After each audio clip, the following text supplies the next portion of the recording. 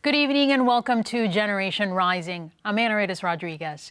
Tonight we're sitting down with Julius Kolawole, the Executive Director of the African Alliance of Rhode Island, also known as AARI. Since its inception, AARI has been at the forefront of advocating for and empowering African and Caribbean communities. The African Alliance has launched numerous initiatives aimed at improving access to resources, enhancing cultural representation, and building a stronger, more inclusive Rhode Island. Julius, thank you for being with us here. Welcome. Thank you. Thank you.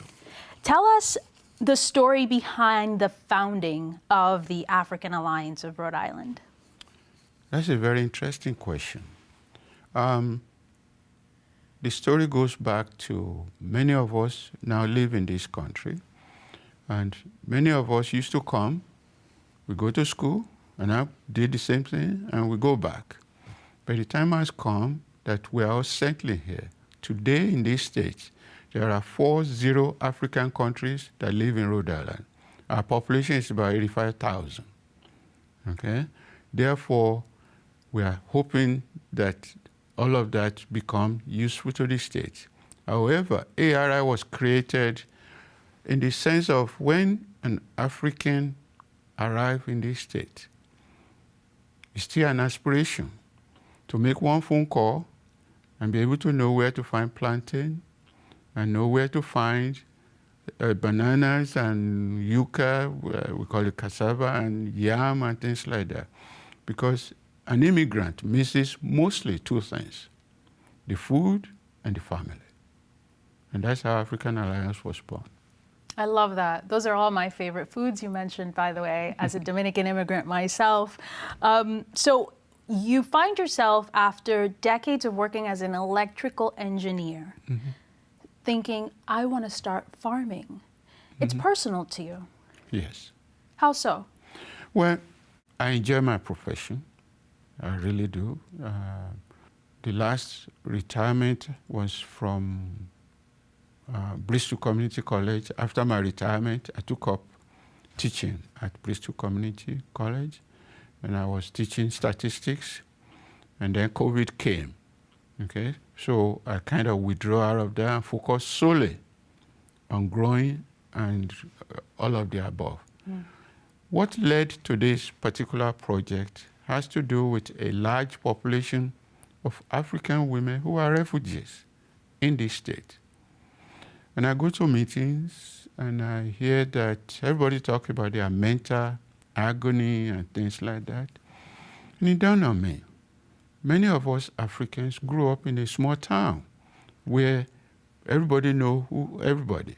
You can go to next door neighbor. If they don't see you, they come knock on your door.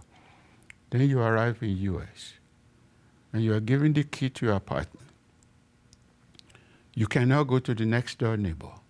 In fact, the next door neighbor look at you as if you have 10 heads. Okay? Therefore, the psychological impact of being alone is what I believe the health professionals are observing in these refugees. So we decided to create a community garden for them. And yes, it was beautiful. I was happy. Why? We were lucky there was Westernwood Housing that gave us our first lot where we started the community garden. So 14 women came, it was a Saturday. Okay? We cleaned the space, we built raised bed, we put soil in it, we put some seedlings planted in it, and we called for pizza. Pizza came, they ate some, and all of them started to dance. And I said, yes, this is a start. That was our beginning. Fast forward a little bit, most of what they grow are things they consume. And in the evening, they get out of their apartment. You can see them there. Have a few jokes, sing a song, fellowship, it's a therapy. That was the beginning. So in 2012, I thought, why don't you bring them to Farm Fresh, Armory Farmers Market? And we did. If you don't show up within 90 minutes, they were sold out. So many people wanted. they were sold out. The harvest. Correct. That was the beginning. That was the beginning. That was the beginning. You said that was on Dartmouth Street, your first lot. Diamond Street. Diamond Street. Diamond Street, yes. And I heard you say that word spread. The initial group of women started talking to other women, and more women started showing up Correct. at your doorstep, and that's how you grew into different lots. How many lots do you have now? Today we have 6 community garden. We own 2. AARI own 2 lots. Okay, it's our That's own. wonderful. And what we do there, there's another program we call Grow Your Own Food Initiative. Okay, so currently we have that program going on where an average person can show up. We can give the person a bed. The soil is there. It's all ready for you to use, and you can grow whatever you want for your consumption. We still have that program. Okay, so that's the community garden we have. However, in 2014, we were unable to meet the customer demand. That's when we began to look forward to a farm. Today we have a leased farm, 6.5 acres. We have 11 farmers there. We still have the community garden.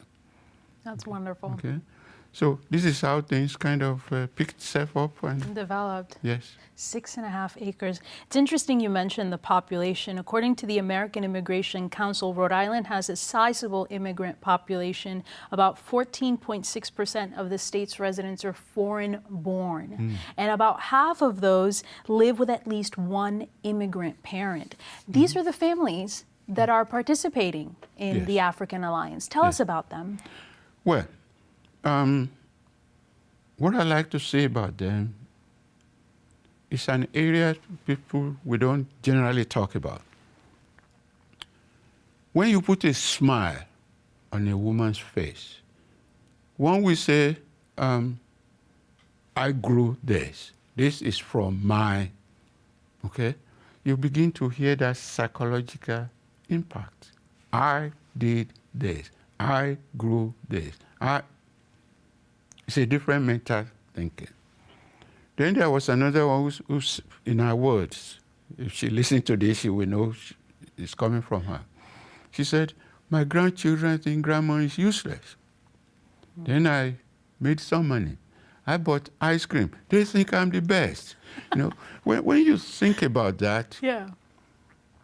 It's very powerful. the feeling of the children, the feeling of the grandmother, okay? Many of these people can neither read nor write. All of a sudden, this therapy is working. They make money, they are happy, the children are happy. The other ones will say, oh, your daughter is getting married. I bring produce from my farm. Hallelujah. Okay? That's the area of the work that I like to emphasize. Okay? We started a pop-up farmers market. This is our 6th year of doing that. It has grown from 4 locations to 8 locations. That's amazing. Okay? And I always like to say this, and maybe your question will let me say more about it. To the best of my knowledge, in the history of Rhode Island, this is the first time that 8 different African vegetables are grown, sold, and 7 value-added products are made from them. Grown in Rhode Island. Correct. I believe it. As an immigrant coming here, I would have to go to a market to find plantains and cassava and all of the vegetables that I grew up loving. But it's a different climate here, right? Correct. So some of those root vegetables just wouldn't yield in our soil. Correct. What's that process like? How did you identify the vegetables and the food that you knew would grow, or was it an experiment and you would try and fail until something grew? Well, very interesting question. I will talk about one in particular because we made a T-shirt out of it. It's called Garden Egg, okay? So people call it eggplant. So I made a T-shirt that says, garden egg is not eggplant. Okay? Because the moment you put it as eggplant, you stripped the garden egg of its cultural beliefs and principles. Okay? I always think you gotta own what is yours. All right? If you let it go, if you put it in the bucket of eggplant, whatever that tradition of garden egg is gone. So we made a T-shirt. Today, we still grow a ton of garden egg.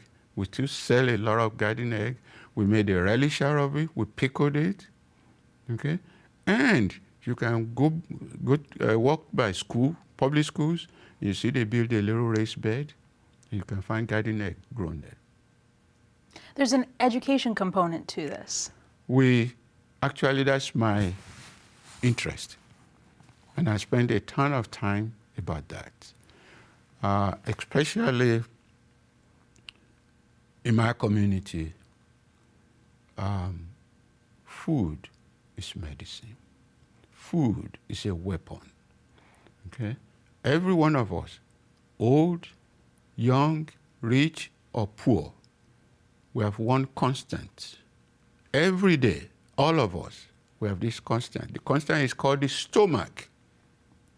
You must feed that stomach every day. It's your call what to put inside. If you don't put the right things in, you will be part of what I call the CVS. What's that? Medication. Yeah. Doctors. Okay? So I won't ask you to grow things. But I will say to you, if you eat right, you may live long enough to attend your children's wedding. Okay? You have to reach people where they are. You have to explain to people to understand you are talking about them. Okay? And that's the value of food. Food is medicine. You are what you eat. Okay? How did it grow to the point where it is now? I find it very impressive that you started with one lot and now you have 6 community farms within the city, and then you have, or community gardens, I should say, Yes. and then you have a community farm in Johnston. How did you grow so fast? The need is that much. Is that what it is? We are yet to even tap into the reach. The community need is a lot. There are areas of education that's always of interest to me. And part of that education, we also do what I call cooking demonstration. If you can talk to people about what they eat, I can go deep into that. When you are thirsty, you drink water. The brain gets engaged. When you are hungry, you are angry. If you put rocks in that stomach, for a few minutes you'll be happy, but it's going to complain. Okay? So what you eat is a system of information to your body. Okay? There's something else that I like to also say, as I remember, I bring them up. I like you to imagine this. If I'm a roofer or a plumber, I wake up every day and I head out, and I come home late. And the kid said, "Mom, Dad, can I have orange juice?" If there's no orange juice, everybody go to bed unhappy. When you wake up, you are unhappy. But if there's that orange juice, and I use orange juice, it could be anything else. It could be that food you had for dinner. You wake up in the morning, you're a different person. Your energy, your mindset, your thoughts, your agility, they're different. Okay? So what we eat is so important to, especially in my community. Very, very important. I can get into it, but I'm going to just answer your question and keep quiet, okay? I want you to get into it. I mean, how important is it? Is that what you were facing? Were people coming to you asking for help and how to access certain types of food, and being able to do so empowered them to take ownership of that? Well, for me, it goes a little way back. And I'll be brief about it. When I arrived in this country, you can look at the meat, you can look at the chicken, you can look at the pig. None of them appeals, none. Because I'm coming from a climate where everything is fresh, okay? Today I do talk about, I don't remember growing up going to the market to buy vegetables. We bring from the farm, fresh, that's what we eat, okay? We didn't know the value there until you get here, okay? And you consume this, a lot of sugar, you supersize, it's nothing but sugar, syrup, okay? It's not good for the body. But when you are hungry, you don't think about that. You got to fix that constant, put something in it. The program grew so much in the last few years because, and there is still opportunity. There is still a ton of work to be done. The growing, the need, who are our primary customers? Africans, Caribbeans, Haitians, the Dominican, the Puerto Rican, I can go on, okay? We eat practically the same thing. Different, we call it different name, which is language. That's our population. Hot pepper is famous, okay? So that's our target group. Then we thought, and I used to do this, you stop at a bus station on a Friday and you watch elderly women get off the bus with bags, heavy bags, because there is no produce in their neighborhood. They have to ride the bus to go somewhere to get it. But it's a lot of luggage. So I'm beginning to say to myself, can we create a pop-up farmers market where we are mobile? That's how the pop-up market was born in 2018. It was 4 locations. And now you're at 8 locations. 8 and more. Across Rhode Island. 8 and more, yes. Bringing all kinds of different... Locally grown, can get to your table within a couple of hours. In fact, we have got it to a point we harvest in the morning and we are by 9 a.m. we're at your neighborhood. Doesn't get any fresher than that. Okay, you can smell it, you can taste it. We did a film on this, Seeding, trying to remember the name, Seeding Places. It was a 40-minute film where people talk about this work we do. And I remember a couple of comments, okay, and I mentioned one of it. She said, I can walk to a fast food in my neighborhood. I can walk to a Chinese restaurant in my neighborhood. You are my supermarket. Okay? I mean, there is more, but just want to quote that piece out of it. So we are making a difference. We are making a difference. We're also moving into a different area. We're now focusing on food safety, which is important. And we're talking about that. We bring all of that to the pop-up market. So an average person can talk to us. We have recipes. Everything we do is a recipe to it. Okay? I wish I knew I could have brought a couple of jars of what we make. What has surprised you in this journey? Is it your own transformation? Is it the transformation of the people you're serving? How large this organization has gotten in a relatively short amount of time? It seems like this is a very grassroots effort of people who volunteer their time to be there with you. That was the main goal. The focus is what I call my community, okay? And I have been invited to several other outside Providence, but that's not my interest. There is what we call the South Providence. You can find South Providence in Pawtucket, in Central Falls, in Woonsocket, anywhere you go, there is a South Providence. We deal with the same situation, the same problem. Okay, and I sound like a preacher, but I'm not. That we are not charity. No. God is good to us. He gave us the brain.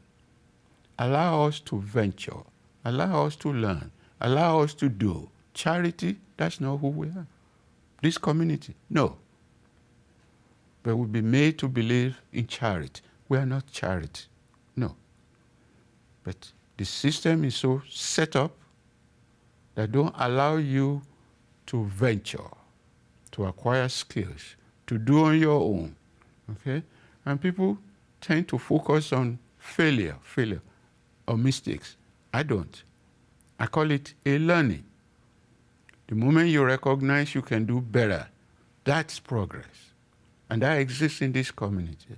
Okay? It is that passion that I see in my community that drives what I do. It's education, education, education. For example, we do quite a bit. I will mention another point. If you come to the farm, we make sure we give you a seedling, possibly a cilantro or kale, something. We ask you to please put it on your window sill. When you are ready to cook, call your kid. Could you harvest something? Remember, the kid don't know what you are talking about. Stop. Teach the kid. This is cilantro. This is how you harvest. Next time, call the kid. By the time you do it 3-4 times, the kid know what it means. And that, what I've just said, is going to happen from a different point of view. Now I'm focusing on future ready. What must we do such that the next generation don't have to go to the starting point? That's our responsibility, every one of us. That's our responsibility. What must we do? What seed must we sow? How must we sow it so the next generation have a better starting point? Okay. And it starts now. Yes. It starts now, and we only have a few minutes left. I can't believe we've chewed up all of our time here, but how can people become involved, and what are your plans for the future? Okay. That's a big question. Can you do it in 2 minutes? In the farm, we set aside a space. We call it learning plot. We give you a small plot. We support you, provide technical assistance. We allow you to grow whatever you want to feed your family. Okay? And this is free? Yes. Okay? Last year we have 6. This year we have 4. We are looking forward to having more. Okay? If you are interested in growing things, we will support you. Okay? We have a space for you at the farm. If you want to be part of growing your own food in the urban community, we'll be willing to give you a plot to grow what you and your family can consume. Okay? We have recipes for you in all of these things.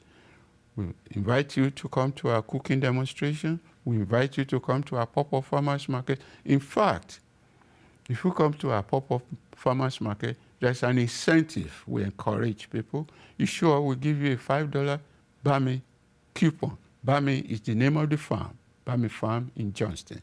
We give you a $5 coupon so you can buy fresh produce. It smells different. It tastes different. Okay? Call us. Reach out to us. We're at your service. And what is your website? African Alliance of Rhode Island. It's African Alliance of Rhode Island.org. Okay? Google us, African Alliance. You'll find us. Yes. In case you don't remember. Thank you so much for what you do. It's been lovely sitting down and learning more about you and your community, my community by extension, of course, and I really look forward to visiting your space one day. Thank you. We have run out of time. I would like to thank tonight's guest, Julius Kolawole.